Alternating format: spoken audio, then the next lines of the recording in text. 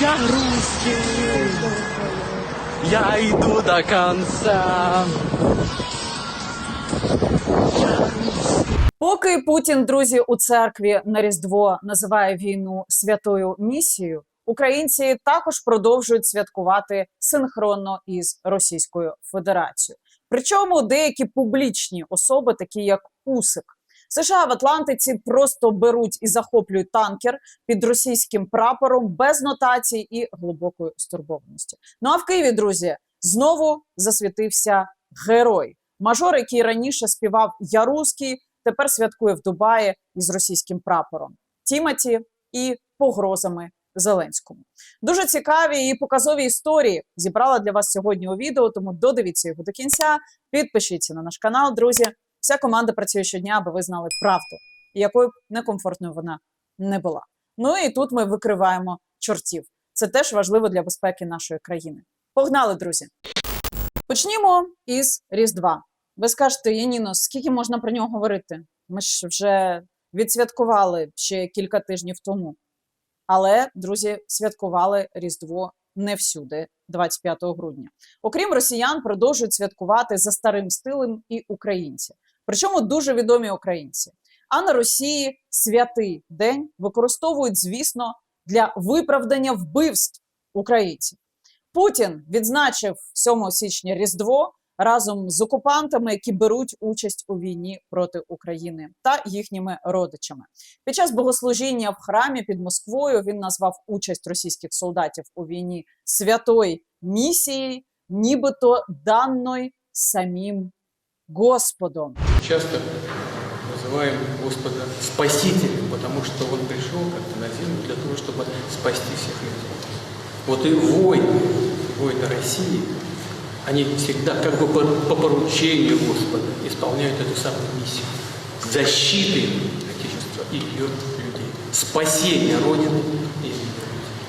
Лідер забороненої ОПЗЖ Юрій Бойко теж вирішив привітати українців із Різдвом. Щоправда, 6 січня, коли вся країна вже святкує водохреща. У Бойка і у Раші все ще Різдво. Що робить Бойко? Він іде в храм УПЦ МП і вітає з Різдвом.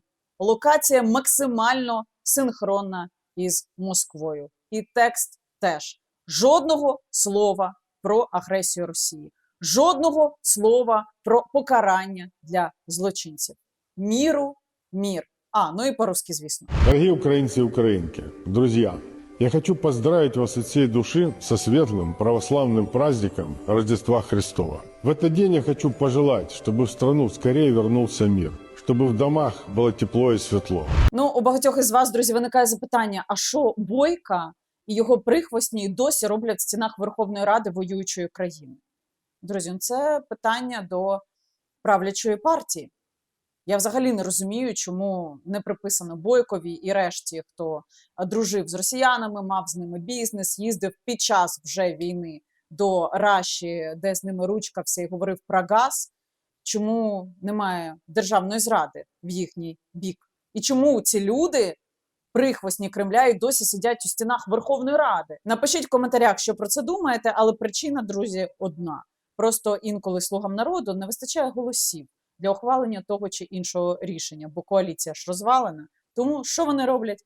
Правильно, звертаються до ригів, аби ті підкинули голосів. Таким чином і побудована їхня співпраця. Ті їх слуги не чіпають, а ОПЗЖшники і регіонали голосують, як треба слугам.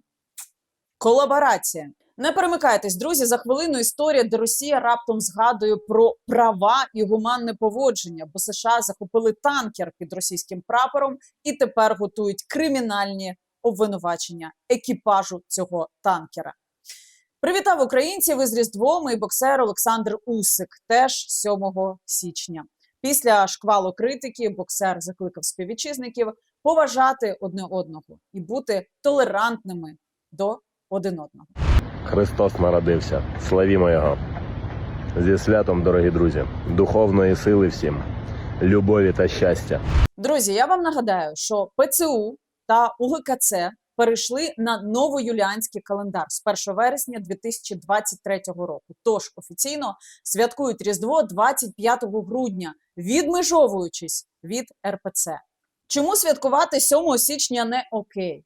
Ну, якщо відео з Путіним у церкві, який восхваляє на Рождество 7 січня в церкві РПЦ, якщо цього відео вам недостатньо, то ось історичні аргументи. До 1918 року українці святкували Різдво 25 грудня. 7 січня з'явилося в Україні після календарної реформи 1918 року, коли держава перейшла із юліанського на григоріанський календар. Здогадайтеся з першого разу чому. Російська православна церква під контролем Москві залишилася на юліанському календарі, тоді як західні церкви перейшли на григоріанський. І сталося це ще в 16 столітті. В Україні, де українці переважно традиційно святкували Різдво 25 грудня, радянська влада силоміць нав'язувала московський варіант через придушення незалежних церков і підтримку підконтрольних структур. Тому, щоб керувати всім цим, Російська православна церква, окупувавши українські в основному церкви, мала 7 січня як День Різдва. Причина одна – це контролювання з боку Москви і нав'язування ідеології, всіх меседжів, один народ, церковь едина, и только Бог один настоящий есть в Москві і в Руській православній церкві. Це існувало і існує, на жаль, дотепер. Ті, хто це не розуміє, або тупі, або сектанти. Ну, є ще третій варіант. Він об'єднує ці дві опції. Або ті, яким має зайнятися Служба безпеки України. Бо мені не зрозуміло, якщо Українська православна церква, ПЦУ, перейшла на святкування 25 грудня. Ну, існує структура, і в ній 25 грудня – це Різдво. То 7 січня – це згідно чого? Згідно чого це? От це загадка. Ну, мої думки такі. Ви свої напишіть в коментарях. Можливо, думаєте інакше. Ну, а тепер до дуже хороших новин. Явно ви на них сподівалися і не сподівався Путін на Різдво. 7 січня американці закупили танкер «Марінера», який пов'язаний із Венесуелою та ходить під російським прапором. Судно переслідували понад 2 тижні через Атлантику.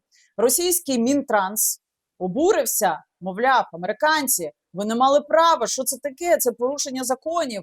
МЗС Росії вимагає гуманного поводження із російськими моряками, які нині в полоні. Це один із перших за останній час випадків, друзі, коли американські військові фізично захопили судно під російським прапором. В операції брали участь і британці, зокрема авіація. Ну і тепер які всюди розганяють, що як так, американці з допомогою британців це зробили? Зрада. Ну а за пару хвилин історія про київського мажора, який святкує Новий рік із російським прапором і репером-путіністом Тімоті. Тим часом США планують судити моряків російського танкера «Белла-1». Про це повідомила прес-секретарка Білого дому. В МЗС підтвердили, що на борту танкера перебували російські громадяни. І тепер їм доведеться відповісти за Венесуелу. Це як в тому фільмі, пам'ятаєте? Фраза сучасна звучить наступним чином: «За Венесуелу ответиш». От прийшов час відповідати. Були повідомлення, що Росія відправила підводний човен для її супроводу. Чи було якесь зіткнення з цим підводним човном? І тоді, чи використовувалася деконфліктація, узгоджена з Росією перед тим, як піднятися на борт? Знову ж таки, це було венесуельське судно тіньового флоту, яке перевозило підсанкційну нафту. Судно визнали бездержавним після плавання під фальшивим прапором, і на нього був судовий наказ про арешт, і тому екіпаж буде притягнутий до відповідальності. Голова МЗС України Андрій Сибіга прямо назвав ці події прикладом лідерства «діяти, а не боятися», сказав він на адресу Сполучених Штатів. Цікаво, які події розвивалися до цього, друзі. 30 грудня 2025 року видання New York Times дає посилання на джерела, яке каже, що екіпаж танкера «Белла-1», який прямував до Венесуели, вже майже 2 тижні тікає від американських військових в Атлантичному океані. І намалював прапор Росії на борту судна, намагаючись заявити про російський захист. Ну, намалювали це як вафреш російський, щоб їх не чіпали. Ще з цікавого, потенційно сумного для Раші, Трамп погодив двопартійний законопроєкт про санкції проти Раші, над яким Лінсі Грем працював разом із сенатором Блюменталем. За словами Лінсі Грема, документ дозволить Трампу запроваджувати санкції проти країн, які купують російську нафту, зокрема Китаю, зокрема Індії та Бразилії. Сенатор наголосив, що Україна йде на поступки заради миру, тоді як Росія і Путін продовжують війну, і висловив сподівання, що цей законопроект винесуть на голосування вже наступного тижня, і що він буде ухвалений і підписаний Трампом. Сподіваюся, що Трамп не передумає, як це часто буває. Ну а тепер до внутрішньої історії, друзі. Скандально відомий київський юнак-мажор Андрій Драган, який вже кілька разів засвітився, так би мовити, в різноманітних брудних історіях, потрапив у черговий зашквар. 18-річний хлопець, який раніше співав «Я русський» і перекривав із друзями центр столиці, бурхливо відсвяткував новорічні свята в Дубаї. Тепер вже в компанії із російським прапором, компанії із репером Тімоті та погрозами президенту Зеленському.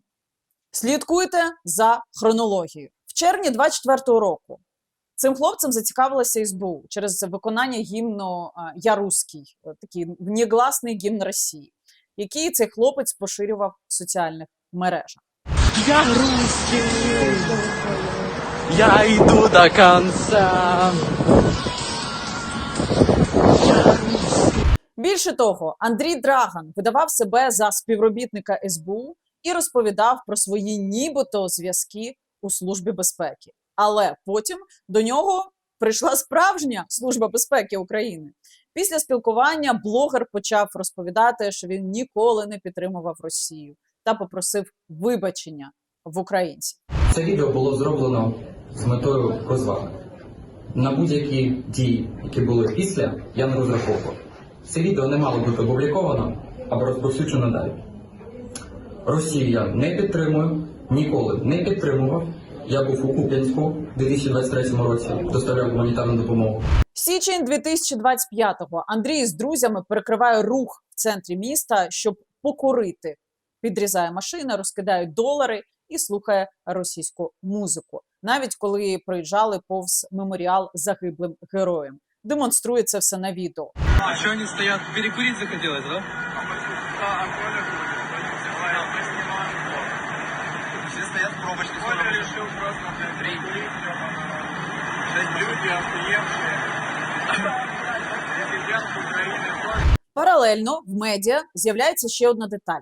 За даними журналістів, Драган був залучений до схем відмивання грошей із кол-центрів та корупційних потоків, які пов'язані із народним депутатом від правлячої партії Миколою Тищенком. Самого Драгана називають торпедою, тобто людиною, через яку проганяли кошти. Таким чином він і заробляв на життя. Андрій Драган. За даними ЗМІ, він нібито працював у команді Миколи Тищенка і був, зокрема, залучений до так званої боротьби нардепа із кол-центрами. Нагадаю, під час одного із таких рейдів депутат із прибічниками побили військового. І ось нарешті січень 2026 року, Новий рік, Драган вже не в Києві, а в Дубаї, в компанії російського репера Тімоті. Із російським прапором фото і відео миттєво розлітаються мережею, ну і всі розуміють, ким насправді є цей персонаж. Далі ще більше. У відеозверненні він починає погрожувати Зеленському, заявляє, що має нібито якісь записи з Офісу президента і вимагає офіційно оголосити йому підозру. Да пошли нахуй все эти ебаные расы, политики, в том числе это Зеленский, сос, который дальше продолжает пиздить бабки. И я уверен, что тебя Тварину повесят когда-нибудь на Майдане вместе со всеми, кто как-нибудь к этому причастен. А я сделал для этого все, поэтому можешь уже прислать підозру. И будь уверен, что все видосы с ОП и с остальных мест также будут опубликованы. Ну а війна, друзі, триває, і ми збираємо на квадроцикл для 47-ї окремої механізованої бригади. Дуже хочу, щоб ви допомогли хлопцям. Для чого потрібен квадроцикл? Військові записали для вас відео. Подивіться. Друзі, нагадаю, лінк під цим відео. Допомагайте нашим. Звіт традиційно буде в наших наступних відео. Як тільки ми зберемо, хлопці куплять квадроцикл і надішлють відео мені. Ну а я вам. Бажаю здоров'я. Ми бійці 47-ї механізованої бригади Магура. Вітаємо всіх українців з новорічними святами та бажаємо скорішого миру.